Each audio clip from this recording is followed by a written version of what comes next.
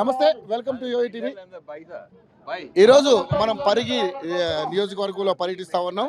So Chevella కాన్స్టిట్యున్సీకి సంబంధించి Congress party నుంచి రంజిత్ రెడ్డి గారు ఇక్కడ ఎంపీగా పోటీ చేయబోతున్నారు. సో ఆయన ప్రచారంలో చాలా హడావిడిగా తిరుగుతూ ఉన్నారు.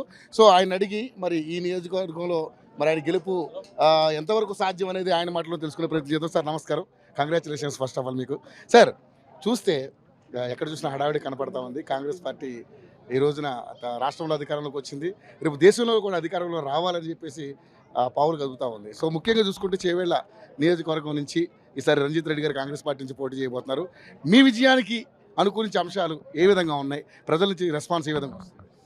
నువ్వు రాగానే ఇమీడియట్గా నా కంగ్రాచులేషన్స్ ఎందుకు చెప్పినావు? ప్రొద్దున్నే పరిగికి వచ్చి ఉంటావు, ప్రొద్దున్న నుండి చూస్తున్నావు ఈ ర్యాలీ, ఈ సందడి, ఈ పిల్లల మూమెంటు. మా స్థానిక శాసనసభ్యులు అన్న రామ్మోహన్ రెడ్డి గారితో పాటు మా పరిగిలో కాంగ్రెస్ కుటుంబ సభ్యులు చాలా సీనియర్ నాయకులు ఎప్పటికెళ్ళి ఉన్నారు. ప్రతి ఒక్కరు నిజంగా కంకణ బద్దులై ఉదయం 9 గంటల బయటకు వచ్చి ఇప్పుడు ఎంత 4 అవుతుంది లంచ్ తినకుండా ఇంత పెద్ద ఎత్తున వచ్చిందంటేనే ఆ పెద్ద ఎత్తున ర్యాలీ చూసి నువ్వు నాకు కంగ్రాచులేషన్స్ చెప్పినావు. నువ్వు ఇట్లా ప్రతి కాన్స్టిట్యున్సీకి పో, బీజేపీ వాళ్ళు ఒక అపోహ సృష్టించి మేము గెలుస్తున్నాం అని చెప్తుంది తప్ప అస్సలు 100% కాంగ్రెస్ వేవ్ ఉంది. ఎక్కడ పోయినా చూడండి, ప్రజలకి వాళ్ళ దేశంలో పేదరికం ఉంది, పేదల సంక్షేమం కావాలి, ఈ సంక్షేమాన్ని ఇచ్చేది ఓన్లీ కాంగ్రెస్ పార్టీ అని బలంగా తెలుసుకున్నారు. ఎందుకంటే గత 10 సంవత్సరాలు బీజేపీ పాలిత కేంద్రం ఉంది మనకు. సో బీజేపీ ఎప్పుడైతే కేంద్రంలో ఉందో ఒక్క సంక్షేమ పథకం అన్నా, ఒక్క గడపకన్నా అందిందా అని చెప్పి ఛాలెంజ్ చేస్తున్నాం ఇవాళ. సో సంక్షేమం వద్దు అని మాట్లాడే బీజేపీ పార్టీకి ఇంకా ముగింపే ఇది 100% వీడ్కోలు చెప్పబోతుంది భారతదేశ ప్రజలందరూ. ఓకే, కానీ చూస్తే కేసీఆర్ గారు మీ మీద రకరకాల మాటలు మాట్లాడడం జరిగింది. రంజిత్ రెడ్డి గారు ఒక పొద్దుతిరుగుడు పువ్వులాగా ప్రవర్తిస్తూ ఉన్నారు. అతనికి మేమేం తక్కువ చేశాం, మేము అన్ని రకాలుగా ఆయన గెలిపించుకున్నాం అని ఆయన మాట్లాడితే, జీవన్ రెడ్డి గారు ఆయన ఇంకా కొంచెం ఘాటుగా మాట్లాడడం జరిగింది. సో ఏంటి అలాంటి వాళ్ళకి మీరు ఏం సమాధానం చెప్పాలనుకుంటున్నారు? జీవన్ రెడ్డి గారు మాట్లాడినంత అట్లాంటి వాళ్ళకి నేను రిప్లై చేయను. పెద్దలు కేసీఆర్ గారు నాకు నిజంగా లాస్ట్ టైం అవకాశం ఇచ్చారు.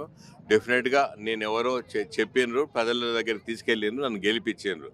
దానికి తగ్గట్టుగా నేను గత 5 సంవత్సరాల పార్టీకి కట్టుబడి చెప్పిందల్లా 100% టాప్ పర్ఫార్మర్స్లో నేను ఒక పర్ఫార్మర్.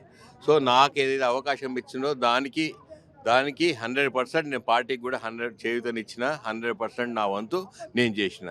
దాని తర్వాత ఎప్పుడైతే నా 5 ఏళ్ళ పదవీ కాలం అయిపోయిందో దాని తర్వాతనే నేను పార్టీ మారిన. సో పొద్దుతిరుగుడు పువ్వు అనొచ్చు, ఎందుకంటే నేనేమంటున్నా రాజకీయాలలో ఏమవుతుంది, ఎప్పుడు ఏమవుతుందో ఎవరికి తెలియదు.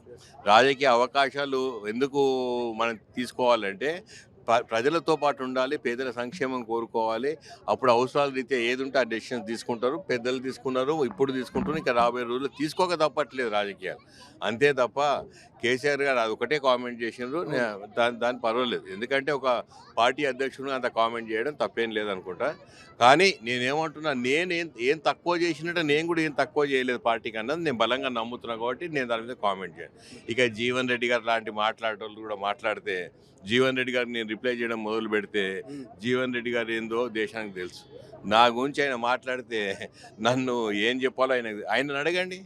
మా ఇంటికి వచ్చి ఏమేమి మాట్లాడిండో, ఏమేం చేసిండో, మళ్ళీ వాళ్ళు ఏం మాట్లాడుతుండో.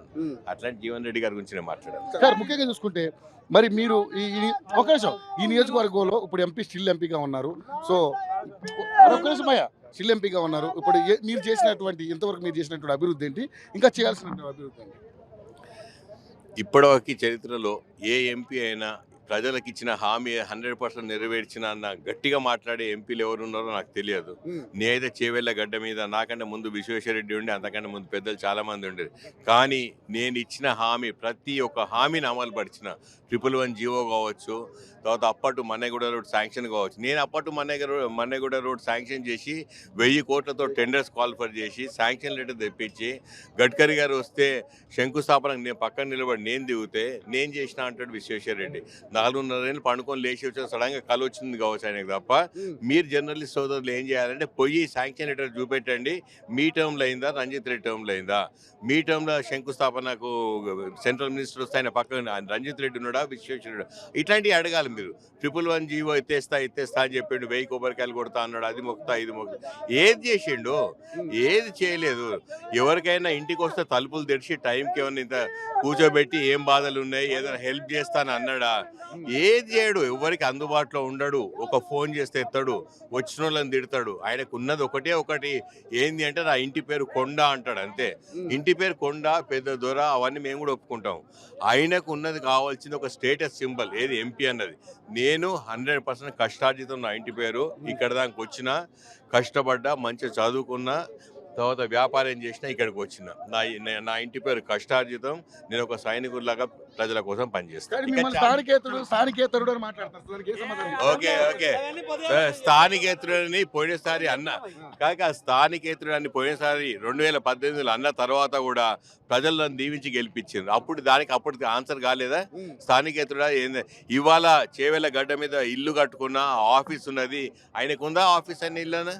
నేను ఇక్కడే ఉంటున్నా, నేను ఎంకపల్లిలో ఉంటున్నా. రమ్మనండి, వచ్చి చూడమని. నాకు పెద్ద ఆఫీస్ పెట్టుకున్నా, రోజు ప్రజలు వస్తారు, అక్కడ వాళ్ళకి అందుబాటులో. ఆయనకి ఎవరికి అందుబాటులో ఉండను, ఆయనకి ఏం అడ్రస్ ఉందమ్మా? ఆయనకు అపోలో బ్రాండ్ నేమ్ కావాలి, కొండ పేరు, ఇంటి పేరు ఉండాలి, అంతే తప్ప ఇంకేం.